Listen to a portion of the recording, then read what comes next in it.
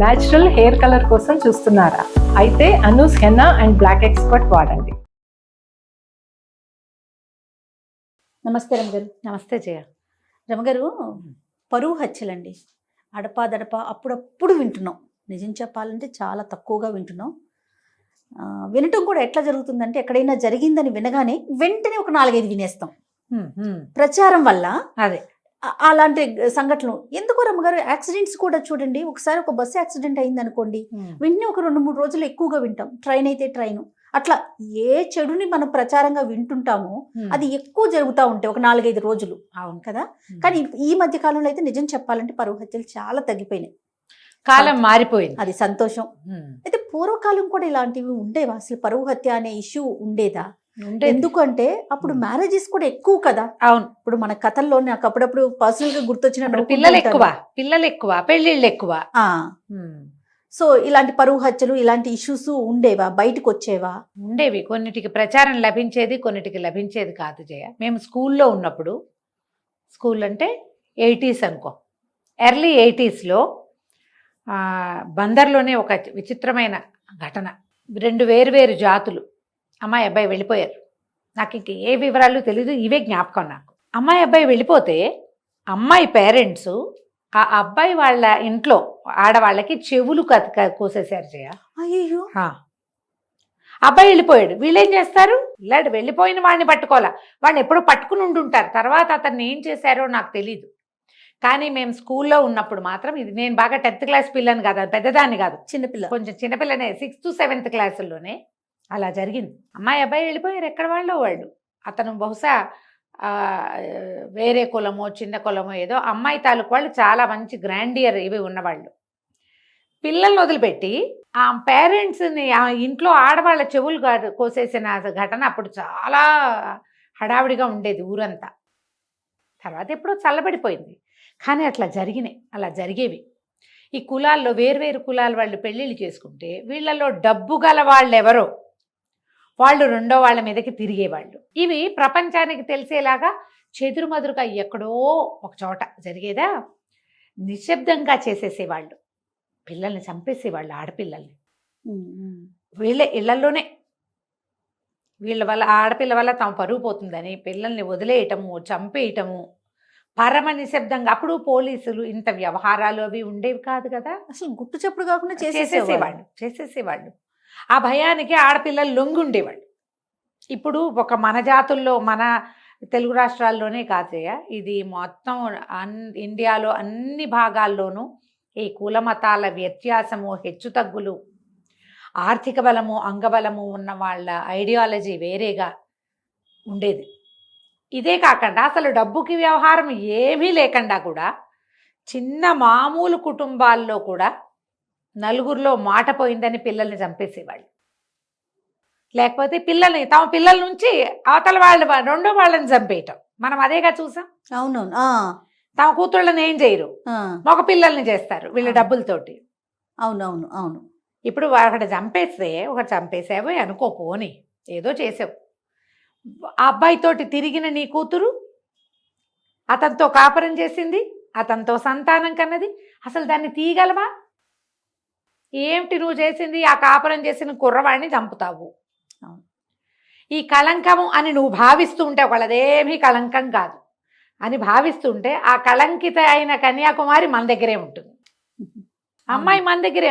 అమ్మాయి జీవించి ఉండగా ఈ రెండో వాడిని చంపేయటం వల్ల ప్రయోజనం ఏ రకంగా వీళ్ళకి లభిస్తుందో మనకు ఎప్పటికీ అర్థం కాదు. నలుగురు అంట మెచ్చుకుంటారా, ఆహాహా నీ కూతురు జోలికి వచ్చిన వాడిని చంపేసి, కూతురు జోలికి వచ్చినప్పుడే చంపేస్తే ఓ రకం. అలాగదు, పిల్ల కాపరాలు కూడా చేసినాక, వాళ్ళ ఇంటికి వెళ్ళి ఉన్నాక. ఇప్పుడు పబ్లిక్ డొమైన్లలో పెట్టడం ఎక్కువైపోయింది కదా. ప్రపంచం అంతా తెలియజేసేస్తారు, పోలీస్ స్టేషన్లకు వెళ్ళిపోతారు, ఫేస్బుక్లో పెట్టేస్తారు, ఫోటోలు తీసుకుంటారు గందరగోళంగా. అందరి ఇళ్లలోనూ మన వాళ్ళ ఫోటోలు ఉంటాయి. ఇప్పుడు నువ్వు చంపేస్తే ఏమిటి, మీనింగ్లెస్ కదా. నీ జీవితం వృధా, వాళ్ళ జీవితం వృధా, అవతల వాళ్ళ కుటుంబం ఇది. నువ్వు సాధించిన ప్రయోజనం ఏదైనా ఉందా? ఇదివరకట్లాగా మీసాలు మెలేసి రాచపీనగా ఒంటరిగా పోదు ఇలాంటి మాటలు చెప్పుకోవడానికి, సామెతలు ఉన్నాయని అవి చెప్పుకోవడానికి ఇప్పుడు అవకాశం లేదు. కాలం అది అసలు కానే కాదు కదా. కానీ ఇప్పటికీ కూడా మనం నార్త్ ఇండియాలో కూడా అప్పుడప్పుడు పేపర్లలో చూస్తూ ఉంటాం. ఈ పరువు హత్యలు, ప్రేమ కోసం హత్యలు. ఎప్పుడో చదివిన కథ జయ. కళ్యాణ సుందరి జగన్నాథ్ అని ఒక రైటరు, చాలా పెద్దవారు. నాకు గుర్తుండి 2000 దశకంలో మొదట్లోనే వారు స్వర్గస్థులు అయి ఉంటారు కళ్యాణ సుందరి గారు. అలరాస పుట్టిళ్ళు పేరుతోటి ఒక బుక్ ప్రింట్ చేశారు. ఆవిడ కథలు అక్కడక్కడ చదివాము. ఆ అలరాస పుట్టిళ్ళు మళ్ళీ మొన్న నేను బుక్ ఫెయిర్లో కొనుక్కున్నాను. ఆ పుస్తకం నా దగ్గర ఉండాలి, మిస్ అయిపోయిందని. అందులో ఒక కథ చాలా నచ్చుతుంది. నచ్చటం అంటే గుర్తొస్తూ ఉంటుందన్నమాట. కథ ఇష్టం అని కాదు, అది ఆవిడ కథ రాసే విధానం బాగుంటుంది. ఒక పల్లెటూరుని, ఒక రకరకాల విషయాలని టచ్ చేస్తూ తీసుకెళ్తారు. అందులో ఆవిడ అలరాస పుట్టిళ్ళు కథే ఇది. ఒక రాజుగారి అమ్మాయి, ఒక రాజుల కుటుంబం. ముందు 4-5 అన్నదమ్ములు, ఒక ఆడపిల్ల పుట్టాక తల్లి గతిస్తే తండ్రి ఇంకో వివాహం చేసుకున్నారు. అప్పుడు జరిగేదేగా. తర్వాత చెల్లెళ్ళు కూడా ఉన్నారు. ఓకే. ఈ మొదట చెల్లెలు అమ్మాయి గురించిన కథ రాస్తారనమాట. ఇది ఎవరు ఎలా రాస్తారు ఆ స్టోరీ? ఎవరికైనా పుస్తకం దొరికితే అలరాస పుట్టిళ్ళు పేరుతోటి కళ్యాణ సుందరి జగన్నాథ్ గారు రాసిన ఈ పుస్తకం కొనుక్కోండి.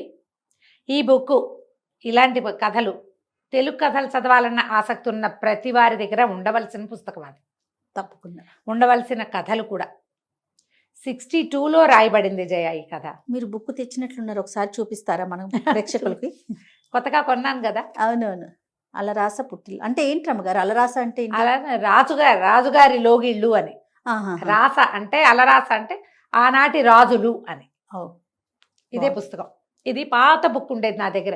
ఎప్పుడో నేను 2005లోనో 7లోనో కొనుక్కున్నా ఒక పుస్తకం. అప్పుడు కూడా బుక్ ఫెయిర్లోనే. ఎవరెవరికో వాళ్ళకి వీళ్ళకి పుస్తకాలు ఇచ్చేస్తూ ఉంటాను. కొన్ని అలా వెళ్ళిపోయినాయి. నేను ఎప్పటి నుంచో ఈ పుస్తకం మళ్ళీ కొనుక్కుని పెట్టుకోవాలి అని అనుకుంటున్నా. ఇదొకటి పుల్లంపేట జరీచీర శ్రీపాద సుబ్రహ్మణ్య శాస్త్రి గారిది. అది లాస్ట్ ఇయర్ కొన్నా. దీంతో పాటుగా 12 బోయకొట్టములు అనేటువంటి అదొక పుస్తకం. అవి కొన్ని ప్రత్యేకంగా ఉంచుకోవాలి, అప్పుడప్పుడు చదవడానికి బాగుంటాయి. ఇట్లు మీ విధేయుడు చెప్పాయి కదా నేను, భారాగోపాటి రామ్ గోపాలం గారిది. దాంట్లో ఇదిగో పుస్తకం చూపిస్తున్నా కదా, ఎక్కడ పంజరం నుంచి ఎగిరిపోతున్న ఒక పక్షి కనిపిస్తూ ఉంటుంది. అసలు ఈ ఫోటోనే, ఈ పిక్చరే అంటే చూడు, ఇది ఇలా రాజుగారి ఇంట్లో స్తంభం ప్యాచులు పడింది చూసావా? అదే అదే అదే అంటే స్థితి దిగజారిపోయింది. అదే ఈ పర్టికులర్ కథే. ఈ పరువు హత్యల నేపథ్యం ఎప్పుడైనా మాట్లాడినప్పుడు అది చెప్పాలనుకున్నా, అనుకోకుండా ఈ పుస్తకం చేత్తో పుచ్చుకొచ్చాను. ఇదే సబ్జెక్ట్ వచ్చింది. ఒక ఆయన సుబ్బారాయుడు, ఆయన అంత్యదశ, ఆయనకు ఆరోగ్యం బాగుండలేదు, ఇవాళ రేపో అయిపోయేలాగా ఉన్నారని కబురు వచ్చి కొంతమంది ఆయన తమ్ముళ్ళు, చెల్లెళ్ళు, వాళ్ళ ఇంట్లో పెరిగిన చుట్టాల పిల్లలు అందరూ ఒక్కొక్కళ్ళు వస్తూ ఉంటారు. ఆ వచ్చే వాళ్ళల్లో బాగా పెద్దదైన 50 సంవత్సరాలు దాటిన అక్కమ్మ అనే ఆవిడ వస్తుంది. ఆవిడ వచ్చాక చూస్తే మొత్తం బిల్డింగ్ అంతా పాతబడిపోయి, అక్కడక్కడ రాళ్ళు లేచిపోయి, వాళ్ళ దీన స్థితి ఏంటి, పూర్వపు గ్రాండియరు ఇవాళ కోల్పోయింది. అది ఒక 2 పేజీల్లో రాస్తారు జయ. మనం ఎన్ని దివాణాలు, ఎన్ని ఇళ్ళు, ఎన్ని రాచకుటుంబాలు, ఎంతమంది పెద్ద పెద్ద వాళ్ళ కుటుంబాలు ఇప్పుడు తగ్గిపోయినవి, తరిగిపోయిన సంపద కలిగినవి జ్ఞాపకం వస్తాయి. మన కజిన్స్లో, మన చుట్టాల్లో, మన తాతలు, మామలు జ్ఞాపకం వస్తారు అది చదువుతుంటే. పల్లెటూళ్ళల్లో పాతగా అయిపోయిన ఇల్లు, ఫ్యామిలీ అంతా బయటికి వెళ్ళిపోతారు. దీనికి ఆల్లా పాలనా చూసేవాళ్ళు ఎవరు ఉండరు. ఒకప్పుడు ఇక్కడ కొన్ని లక్షల రూపాయల డబ్బు ఉండేది, 100 నవర్సుల బంగారం ఉండేది, 100 కొద్ది బస్తాల ధాన్యం ఉండేది, 10ల సంఖ్యలో పాలేళ్ళు ఉండేవాళ్ళు, వాళ్ళ మీద తినే కుటుంబాలు 25-30 ఉండేవి, ఆడపిల్లలు యువరాణుల్లాగా ఉండేవాళ్ళు, చక్కటి సంబంధాలు చేసుకునేవాళ్ళు. బయట నుంచి యువరాణులు ఎంతమందో ఈ ఇంటి కోడళ్ళుగా వచ్చుంటారు. కానీ దిగుబడి ఒక్కసారి గనక వాళ్ళ పరిస్థితి వెనక్కి వెళ్ళడం మొదలుపెట్టిందంటే చెట్టుకొకళ్ళు పుట్టకొకళ్ళు ఎగిరిపోతారు, ఆశ్రితులంతా వెళ్ళిపోతారు, పొలాలు తరిగిపోతాయి, గొడ్లు తరిగిపోతాయి, ఇళ్ళు పాతబడిపోయి పాడుబడిపోయి అవన్నీ ఎలా వెళ్ళిపోతాయి అనేది కనపడుతుంది మనకి. నాకు అది చదువుతూ ఉంటే ఒక కడుపులో మెలిపెట్టినట్టు ఉంటుంది జయ. దాన్ని చూసి రాసిన వారి మానసిక స్థితి ఆలోచించి అసలు. అవునండి, అది స్పష్టంగా తెలిసి దాన్ని అనుభవించి రాయగలిగిన వాళ్ళు, అనుభవించిన వాళ్ళ మానసిక స్థితి అసలు చెప్పలేం కదా, వర్ణనాతీతంగా ఉంటుంది. చాలా బాగా రాస్తారు. ఎంత హాయి అయిన భాష, ఎంత చక్కటి మాటలు రాస్తారో, పదాలు ఎంత బాగుంటాయో. అయితే ఆవిడ వచ్చేసరికల్లా వాళ్ళ అన్నయ్య, ఆ అక్కమ్మ అనే ఆవిడ ఆ ఇంటి ఆశ్రితుల కుటుంబంలో పిల్ల. ఆయన్ని పలకరిస్తుంది. ఆయన సత్యవతి వచ్చిందా అని అడిగి సత్యవతి అంటాడు, ఇవి చేయి పట్టుకోగానే. కానీ నువ్వా అక్కమ్మ అంటాడు, గుర్తుపడతాడు. సత్యవతి రాలేదా అని అడుగుతూ ఉంటాడు. ఈవిడ బయటకు వచ్చి ఇక ఒక పని మనిషి ఎవరో ఉంటుంది, ఒక పని ఆవిడ సహాయం చేసే ఆవిడ వచ్చి యువతలకు వచ్చి కూర్చుంటారు. వదిన గారు కూడా బాగా ఇదిగానే ఉంటుంది. చిన్నన్నయ్య వస్తాడు, వాళ్ళు వస్తారు, వీళ్ళు వస్తారు, మాట్లాడుకుంటారు. అందరూ సుమారైన స్థితిలోనే ఉన్నారు. వాళ్ళలో ఘనతగా ఉన్న వాళ్ళు ఎవరు లేరు. ఈవిడ సామాన్యంగానే ఉంటుంది. వీళ్ళ సంపద అంతా ఎలాంటి సంపద, ఎంత గొప్ప మనిషి, ఈయన ఎంత మెత్తని గుండె, ఎంత గొప్పవాడు, అవి మాట్లాడుకుంటారు. ఆ అమ్మాయి చెప్తుంది, ఆ చంద్రాయి అంటారు ఆ దాసి ఆవిడ, అవి ఇవి మాట్లాడుతుంది. సత్యవతమ్మ పెళ్లితోటే వీళ్ళ స్థితి అంతా పాడైపోయింది అని చెప్పుకుంటారు. ఆ సత్యవతి గుర్తొస్తుంది అక్కమ్మ గారికి. ఆ సత్యవతి సుబ్బారాయుడు గారి చెల్లెలు. ఓహో. ఆ అమ్మాయి పుట్టినప్పుడు తల్లి పోతే ఈ అక్కమ్మ గారి తల్లి ఆ పిల్లకు కూడా పాలిచ్చింది. వీరిద్దరూ ఒకే వయసు వాళ్ళు, కలిసే పెరిగారు. అయితే ఆ సత్యవతి గారికి పెళ్ళైపోతుంది, సత్యవతమ్మ అనే అమ్మాయికి. ఆ పిల్లకి 7-8 సంవత్సరాల వయసు ఉన్నప్పుడు వీళ్ళ ఇంట్లోకి ఒక కుర్రాడు వస్తాడు, చెంగల్రాయుడు పేరుతోటి. వీళ్ళ రాచవంశమే ఎవరో. తండ్రి చనిపోతాడు, సడన్గా తండ్రి చనిపోతే కుర్రాడు ఒక్కడే మిగిలిపోతే ఆ ఊరు వాళ్ళు, మీ వాళ్ళేనండి, కొంచెం చూసుకోండి అబ్బాయినంటే ఆ తండ్రికి అంత్యక్రియలు చేయించి ఆ కుర్రాడిని ఇంట్లో పెట్టుకుంటారు. ఈ సత్యవతి వీళ్ళకంటే అతను ఒక 5-6 సంవత్సరాలు పెద్దవాడు. ఎట్లాగో ఈ పిల్లకి అతనికి మంచి స్నేహం కలుస్తుంది. మొదటి రోజు నుంచి సత్యవతి కొంచెం మెత్తటి మనసు కలిగింది. ఆ అబ్బాయికి దెబ్బలు తగిలితే ఏదో తడిబట్టిచ్చి చూస్తుంది. ఈయనకి ఆడపిల్లలు బయటికి రాకూడదు, ఆడవాళ్ళు ఇలా ఉండకూడదు, అలా ఆ కాలం అంతా వాళ్ళకి ఘోష అవి నడిచేవి. ఇప్పుడు ఒక 100 సంవత్సరాలు 150 సంవత్సరాల క్రితం రాచ కుటుంబాల్లో మర్యాదలు ఎట్లా ఉండేవి, మగవాళ్ళు ఎలా ఉండేవాళ్ళు, ఆడపిల్లలకి ఏ రకమైన అద్దు ఆపు ఉండేది, అవి కనపడుతూ ఉంటాయి. ఈ చెంగల్రాయుడు ఈ పిల్ల కోసం పువ్వులు తెస్తాడు. ఎక్కడో చిలక పిల్ల కనపడితే ఆ చిలకను తెచ్చి ఆ పిల్లకి అప్పచెప్తాడు. చిలకను పెంచుతుంది. వీళ్ళిద్దరికీ స్నేహం కలుస్తోందని వదిన గారు గుర్తించి అన్నగారికి అప్పచెప్తుంది. ఆ కుర్రాడితో అమ్మాయి స్నేహం చేస్తోంది అని. వీళ్ళిద్దరూ మనసు ఇచ్చి పుచ్చుకుంటారు, కలిసి జీవించాలనుకుంటారు. అప్పటికే 14-16 ఏళ్ళు ఉంటాయి అమ్మాయికి, అంతకంటే వయసు ఉండదు. అదే అతను 23-24 ఏళ్ళ వాడు ఉంటాడు. ఆయన ఏ వాక్యాలు చెప్పకుండా ఆ అబ్బాయి వెళ్ళిపోయాడని రాస్తారు జయ. ఎంత జరిగి ఉంటుందో గ్రంథం బయటికి రాదు. అతను ఉత్తరీయంతో కళ్ళద్దుకుంటూ వాళ్ళ ఇల్లు దాటి వెళ్ళిపోతాడు. ఆ అబ్బాయి వెనకాల పరిగెత్తుకుంటూ వెళ్తుంది అమ్మాయి. సింపుల్ వాక్యాలతో రాస్తారు. ఒక అద్భుతమైన రొమాంటిక్ దాన్ని, అంటే ఏమంటారు, అపారమైన ప్రేమ కలిగిన ఒక జంట గురించి చిన్న వాక్యాలతోటి ఏం జరిగింది రాయకుండా రాస్తారు. నాకు ఆ గోప్యత చాలా ఇష్టం కళ్యాణ్ సుందర్ గారి దగ్గర. అదే ఆవిడ ప్రతిభ. ఎక్కువ హడావిడి చెయ్యరు, కానీ అక్కడ ఏం జరిగిందో మన బుద్ధికి, మన మనసుకి, మన ఊహకి వదిలేసి రాస్తారు. వెనకాల పరిగెట్టి వెళ్తుంది. తర్వాత వీళ్ళు పిల్ల కోసం వెతుక్కుంటారు. ఎక్కడో కనపడుతుంది. ఆ అమ్మాయి చేతిలో ఒక ఉత్తరీయం, తడిసిపోయిన ఉత్తరీయం ఉంటుంది. అది చెంగల్రాయుడిది. ఈ అక్కమ్మే చూసి ఉత్తరీయం దాచేసి పిల్లని తీసుకొచ్చేస్తుంది వెనక్కి. వీళ్ళిద్దరూ ఒక పెద్ద జంట పాదాలు, చిన్న జంట పాదాలు నడిచినట్టు కూడా కనపడితే పాదాలు కూడా ఈ అక్కమ్మే తుడి చేస్తుంది. అతని వెనకాల ఈ అమ్మాయి వెళ్ళింది అని ఎవరికీ తెలియనివ్వదు.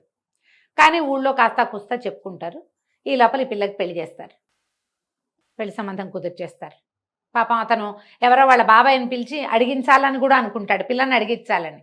మళ్ళీ వీళ్ళు ప్రేమలో ముందుకెళ్ళిపోయినట్టుగా చూపించారు మనకి. మా బాబాయ్ని పిలుస్తాను నిన్ను అడగడానికి అని చెప్తాడు. ఆ బాబాయ్ రాడు, చెంగల్రాయుడే వెళ్ళిపోతాడు.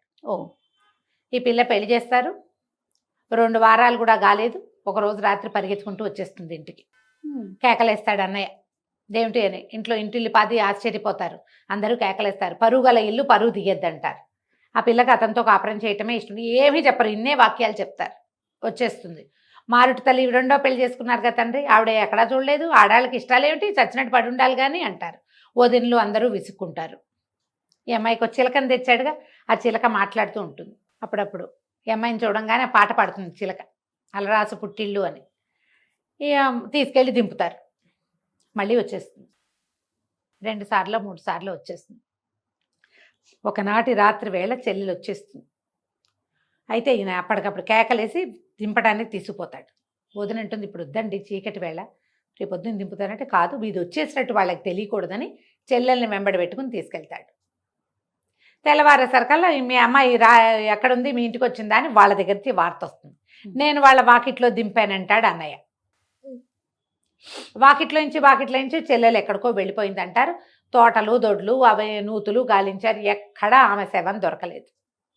అమ్మాయే మాయమైపోయిందని చెప్పుకుంటారు. ఈ లోపల ఈ అక్కమ్మ మరిది రంగూన్లో చెంగల్రాయుడు కనపడ్డాడని వార్త తెస్తాడు. ముందే వచ్చింది వార్త. బహుశా ఈ అమ్మాయి అతనితో వెళ్ళిపోయి అలా ఏవో చెప్పుకుంటారు. ఏం చెప్పుకున్నారో ఎవరికీ తెలీదు. వీళ్ళు పరువు పోయింది అనుకుంటారు. క్రమంగా వీళ్ళ సంపద అంతా తగ్గిపోయింది. సుబ్బారాయుడు నిశ్శబ్దంగా అయిపోయాడు. చెల్లెలు కనబడడం మానేసిన తర్వాత అతను కామ్గా అయిపోయాడు. తండ్రి దిగులు పడి 3-4 నెలల్లో చాలించుకున్నాడు. ఎట్లాగోట్లా మారుటు తల్లికి పుట్టిన 3-4 చెల్లెళ్ళకి ఏదో చిన్న పొన్న సంబంధాలు చూసి చేశారు. తమ్ముళ్ళు కూడా క్రమంగా ఈ ఆస్తి అంతా తరిగిపోయింది. గొడ్లు ఒకటొకటి ఇదైపోయినాయి. ఆ రాస్తారు ఒకటి కారెద్దు, ఒక కారు ఒక దున్నపోతుంది వాళ్ళ దగ్గర. ఈయన్ని చూస్తే చాలు పగ. ఆ సుబ్బారాయుడిని చూసేసరికల్లా అది ఒప్పుకోదు. అది విచిత్రంగా ఎవ్వరికీ లొంగని ఆ దున్న చెంగల్రాయుడికి లొంగేది. అతను వెళ్ళిపోయాక ఈయన మీద పగబట్టేసింది అది. ఈయన చూస్తే చాలు రంకేయటం, కాలు దువ్వటం, మీదకి దూకేస్తానన్నట్టుగా ప్రవర్తించేది. అతను ఉండగా అతనితోటి బాగా ఉండేది. ఆయన వెళ్ళాక ఇది వింటలేదండి మాట అంటారు. ఊరుకుంటాడు. ఈయన పంపించేశాడు. ఎలా పంపించాడు అనేది ఒక్క వాక్యం రాయారు జయ. అసలు ఆవిడ ప్రతిభ ఏమిటో కానీ మనకి ఆ లోపల జరిగినది ఆ మెలిపెట్టే నొప్పి పాఠకుడికి తెలుస్తుంది. మనం ఫీల్ అవుతాం. అది అదేలేండి, వాక్యాల్లో ఉండదు. వాక్యం రాయరు. అసలు చాలా అద్భుతంగా అనిపిస్తుంది అది. నేను ఇవాళ కాదు ఎప్పుడో చదివాను కదా, అదే ఆ రోజు నుంచి నాకు ఆ లోపల అది అలా ఉందన్నమాట. ఎంత బాగా రాయగలిగారు, ఎంత అసలు చెప్పకుండా చెప్పటం. ఈ చిలకని తెచ్చారా, చిలక కూడా అలాగే ఉండిపోతుంది. తిండి తింటాం మానేసి, ఏం పెట్టినా తిందు. తర్వాత ఒకరోజు ఆ చిలక కాస్త అయిపోతుంది, జరిగిపోయింది. తర్వాత ఎవరి దారిని వాళ్ళు ఇళ్లలో అన్నదమ్ములందరూ వెళ్ళిపోయారు. ఆ సుబ్బారాయుడు మాత్రం ఆ పెద్దవాడైపోయాడు. భార్య, ఆయన, పిల్లలు కూడా లెక్కలు వచ్చి ఎవరి దారిని వాళ్ళు వెళ్ళిపోయారు. అందరికీ మనవలు ఇనవలు పుట్టేశారు. ఒక్కొక్కళ్ళు చేరారు. ఈ కథ ఈవిడికి జ్ఞాపకం వస్తుంది అక్కమ్మకి. ఏమైపోయిందో సత్యవతి. కొన్నాళ్ళకి చెంగల్రాయుడికి జ్వరం వచ్చి అనారోగ్యంతో పోయాడని కబురు కూడా వచ్చింది. మరి సత్యవతి ఏమైంది భగవంతుడికి తెలుసు. కథ నడిచిపోతుంది. అందరూ చుట్టాలు చేరతారు. అమ్మ ఇంకేముంది, అయ్యగారు అయిపోయారు అన్నారు. అందరూ వెళ్ళారు. వెళ్ళేసరికల్లా మళ్ళీ అక్కమ్మ మళ్ళీ ఆయన దగ్గరికి వెళ్తుంది. సత్యవతి వచ్చిందా అని అడిగాడు చేయించుకుని. వస్తుంది అన్నయ్య అనేది. ఇంకేం వస్తుంది సత్యవతి, నేనే తోసేసా గోన్లేరులోకి అని చెప్తాడు. ఆ రోజున బల్లకట్టుకి కన్నడు లేడు, బల్లకట్టు కట్టేవాడు లేడు. నేనే బల్లకట్టు వేశా. బల్లకట్టు మీద కూర్చున్న చెల్లెల్ని గోనెరేరులోకి తోసేశాడు ఆయన. పరువు తీసేసింది చెల్లెలని. నదిలోకి రమ్మగారు ఏరు వెళ్ళిపోయి ఉంటుంది. ఏ సముద్రంలో కలిసిపోయిందో ఆ చెల్లెలు. ఒక్క వాక్యంలో చెప్తారు జయ. ఈ కథ అంతా నడుస్తుందా మనకి మొదటి నుంచి. ఈ సత్యవతి ఏమైందా అనిపిస్తూ ఉంటుంది. కథ సగం గడిచేసరికల్లా సత్యవతి లేదు, మాయమైంది. ఏమైంది సత్యవతి. ఆయన సత్యవతి అని కలవరిస్తాడు. ఆయనకు తెలుసు ఆ చెల్లెల్ని చంపేసిన దుఃఖం నుంచి బయటపడలేదు ఆయన. పోతున్నాడు. ఎప్పుడైతే ఆ పిల్లని చేసేసాడో వీళ్ళ సంపద అంతా తరిగిపోవటం వల్ల. సత్యవతమ్మ పెళ్ళయింది, వీళ్ళ సంపద తరిగిపోయింది. పెళ్ళవడం వల్ల కాదు. ఆ అమ్మాయి ఆ చెంగల్రాయుడి మీద మనసు పెట్టుకుని అత్తవారింట్లో కాపురం చేయటం లేదనుకుంటాడు. పరువు పోల వాళ్ళందరి ముందు దింపొచ్చానని చెప్పాడు. కానీ కాదు, ఆ గోన్లేరులోనే ఆ ఏట్లోనే చెల్లెల్ని నేనే తోసేశాను. మునిగిపోయింది. అయిపోతాడు. ఆ వాక్యం చెప్పి ఆయన చనిపోతాడు. దీపం పెడతారు. కథ అయిపోతుంది. ఎప్పుడు రాయబడింది జయ? 62లో. ఇలాంటివి ఎన్ని చెప్పని గాథలు ఉండుంటాయో జయ. గారు ఆడపిల్లలకో మగపిల్లలకో మనసు వెళ్ళిన ప్రతి చోటకి బుద్ధి వెళ్ళదు. సాధారణంగా ఆపుకుంటారు. ఎప్పుడో ఒక పరిస్థితిలో బుద్ధి కూడా వెళ్తుంది.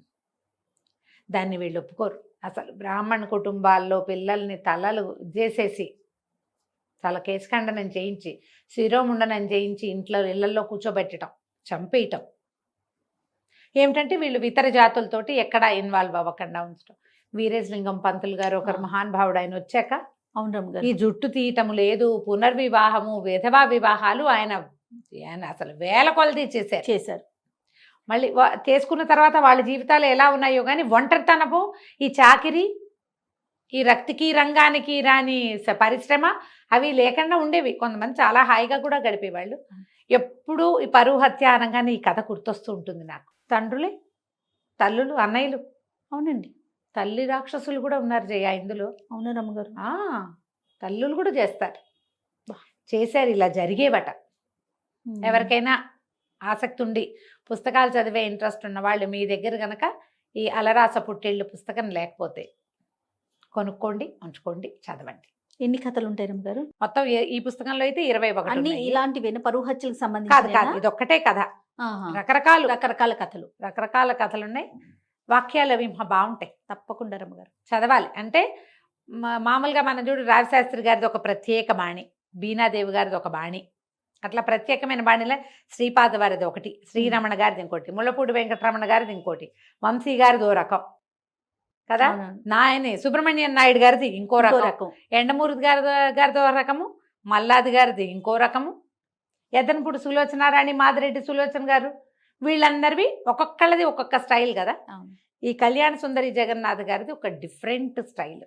నేను చెప్పా కదా, 2 వాక్యాల్లో కంప్లీట్ చేసేస్తారు, చెప్తారు. 2 వాక్యాలు అక్కడ చెప్పేది, మిగిలింది నీ బుద్ధికి వదిలిపెడతారు. రమ్మగారు నాకు ఇంకొకటి అనిపిస్తుంది, ఎప్పుడు అడుగుదాం అనుకుంటా మిమ్మల్ని, కథలు చదవటం వల్ల ఈ భాష యొక్క ఇంపాక్ట్, ఆ పదాలు కానీ భాష కానీ మన మీద పడుతుందండి? మరి మంచి మాట్లాడేది మంచి భాష వస్తుంది కదా జయ, ఆటోమేటిక్ గా మన వాడుకలోకి వచ్చేస్తాయి కదా. వస్తుంది, రాయటం మొదలు పెడితే ఈ ఇంకా భాష ఇంకా కొంచెం ఉపయోగపడుతుంది. మంచి భాష చదువుతూ ఉంటే మంచి భాష వస్తుంది. నీకు కేసీఆర్ గారి గురించి చెప్పాలి జయ. ఇలాంటప్పుడు ప్రతిసారి నేను అనుకుంటా, ఈ రాజకీయాలు వారు సీఎంగా ఉన్నారు, ఈ తెలంగాణ సాధించారు, ఇప్పుడు వేరే ఇవన్నీ కాదు. ఆయన ఎట్లా తెలంగాణ భాష, లోకల్ భాష మాట్లాడతారో, అసలు మామూలుగా మాట్లాడితే ఆయన పదాల ఎంపిక కానీ, అసలు అమరిక కానీ ఎంత చక్కటి భాష మాట్లాడతారు. మరి ఎంఏ తెలుగు చదువుకున్న వారి భాషా వైదుష్యం వేరేగా ఉంటుంది కదా. ఎన్ని పుస్తకాలు చదువుకుంటారు? ఎంఏ చదవాలంటే ఏదో పరీక్ష చదవటం కాదు కదా జయ, చాలా చదవాలి. ముందు బిఏలో కూడా చదివి ఉండాలిగా. అన్ని పుస్తకాలు చదివి అంత భాషను తెలుసుకున్న వారి భాష, ఇప్పుడు లోకల్లో అంతా తిరిగే భాష తెలంగాణ లోకల్ లాంగ్వేజ్, ఏమనాలి దాన్ని, ఇక్కడి నుడికారం మాట్లాడినట్టే పుస్తక భాష కూడా ఎంత బాగుంటుందో. ఉర్దూ కూడా మనం వింటే ప్యూర్ ఉర్దూ మాట్లాడతారు, ప్యూర్ హిందీ మాట్లాడతారు. ఆయనకి భాష మీద అంత పట్టు ఉంటుంది, అంత పట్టు. అవునండి. నీకు పదాల ఎంపిక ఎప్పుడు బాగుంటుంది, మంచి పదాలు మాట్లాడతాం, మంచి భాష. మామూలు రోజువారీ భాష, పంచాయతీలు అలాంటి పదాలు వాడుకోవటంతో పాటు చక్కటి భాష కూడా, మంచి వైదుష్యం కలిగి ఆయన తాలూకు ఆయన చదివినది భాషలో కనపడుతుంది. అవునండి, ఎప్పుడు ఉంటుంది. మరి పుస్తకాలు చదివే వాళ్ళ భాష వేరేగా ఉంటుంది. రైట్. నమస్తే రమ్మ గారు. నమస్తే జయ.